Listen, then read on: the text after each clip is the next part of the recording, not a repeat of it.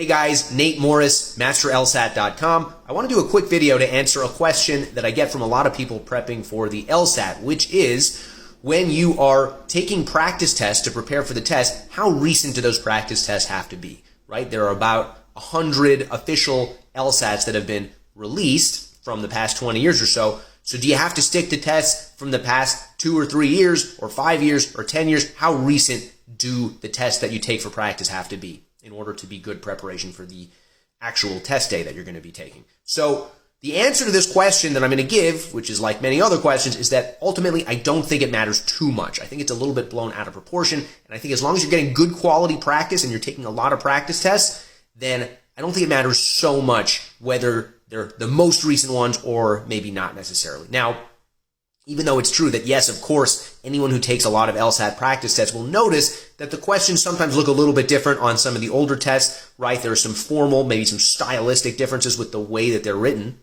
right? But that being said, it's obviously the same test. It's structured the same way. It's testing exactly the same skill set. And let's put it this way. If you can get a 180 on test number 17, then that means you can get a 180 on test number 92, right?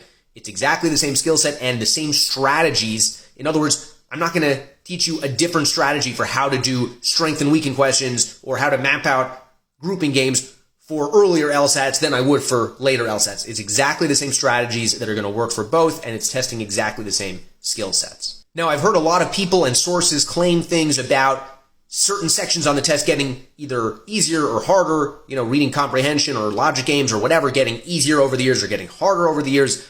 But I'm convinced that that's all very subjective because I've worked with so many people and I've seen people say things that are exactly in opposition to things that other people have said in terms of whether they're getting easier, whether the questions are getting harder. And so therefore I'm convinced that it's all subjective. Yes, the questions are going to look a little bit different, but again, it's testing the same skill set, and I don't think it matters too much which test that you take as long as they're official LSATs.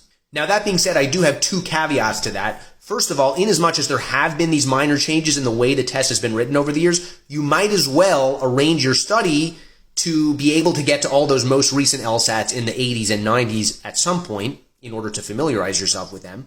And second of all, if at all possible, I would advise sticking to tests in the 50s and later because that's when they started introducing the comparative reading section to reading comprehension, which was a small change. But that being said, all those tests from before that, of course, are still great practice. For a simple and comprehensive regimen for how to get a 180 on the LSAT, head to MasterLSAT.com.